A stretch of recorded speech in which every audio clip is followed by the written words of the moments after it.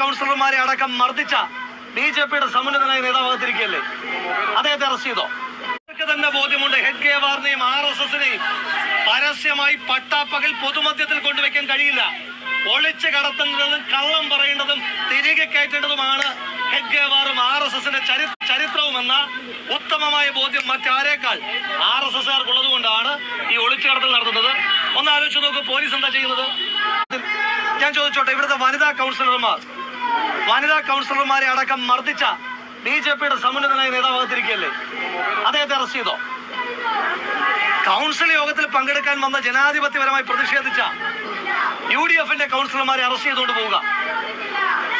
വനിതകളെ ആക്രമിച്ച തലക്കടിക്ക് നിങ്ങൾ കണ്ടില്ലേ?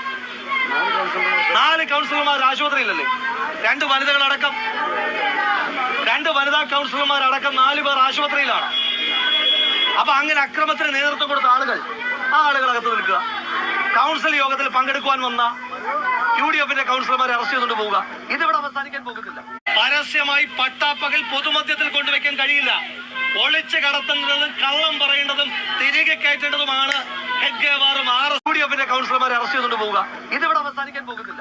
ഇന്ന് വൈകുന്നേരം ഇത് ചോദ്യം ചെയ്യുവാൻ വേണ്ടി, RSSന്റെ അതിക്രമ രാഷ്ട്രീയത്തെ ചോദ്യം ചെയ്യുവാൻ വേണ്ടി കേരളത്തിന്റെ ബഹുമാന്യനായ പ്രതിപക്ഷ നേതാവ് ശ്രീ VD സതീശനും KPCCയുടെ ആദരണീയനായ പ്രസിഡന്റ് ശ്രീ K സുധാകരനും അടക്കമുള്ള ആളുകൾ പാലക്കാട്ടെത്തുന്നുണ്ട്. ഒളിച്ചു കടത്തൽ, തിരികെ കയറ്റൽ, കള്ളം പറച്ചിൽ, അതിനെ ജനങ്ങളെ ഉപയോഗിച്ച് ഞങ്ങൾ പാലക്കാട് ജനകീയമായി പ്രതിരോധിക്കും. അക്രമത്തിലൂടെ അല്ലാതെ ഈ അജണ്ട നടപ്പിലാക്കാൻ കഴിയില്ല എന്ന ഉത്തമമായ ബോധ്യം RSSനുണ്ട് എങ്കിൽ, BJPക്ക് ഉണ്ട് എങ്കിൽ ജനകീയമായി പ്രതിരോധിക്കും. ഒരു തർക്കവും. ഞങ്ങളിത് രാഷ്ട്രീയമായി നേരിടും, ജനകീയമായി നേരിടും, നിയമപരമായി നേരിടും. ഇതെല്ലാം കടന്ന് അതിക്രമത്തിലൂടെ നടപ്പിലാക്കാനാണ് ശ്രമിക്കുന്നതെങ്കിൽ 6 മാസത്തിനപ്പുറം മുനിസിപ്പൽ ഇലക്ഷൻ ഉണ്ടല്ലോ. ജനകീയമായി പേരുമാറ്റം ഞങ്ങൾക്കറിയാം. കൊലക്കേസ് പ്രതികൾ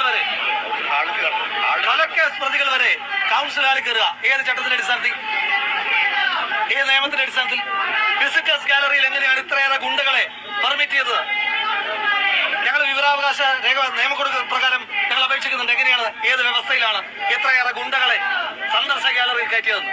ബോധപൂർവ്വം അക്രമം നടത്താൻ, അക്രമത്തിലൂടെ അല്ലാതെ ഈ അജണ്ട നടപ്പിലാക്കാൻ കഴിയില്ല എന്ന ഉത്തമമായ ബോധ്യം RSSനുണ്ട് എങ്കിൽ, BJPക്ക് ഉണ്ട് എങ്കിൽ ജനകീയമായി പ്രതിരോധിക്കും. ഒരു തർക്കവും. 6 മാസത്തിനപ്പുറം മുനിസിപ്പൽ ഇലക്ഷൻ ഉണ്ടല്ലോ. ജനകീയമായി പേരുമാറ്റം ഞങ്ങൾക്കറിയാം.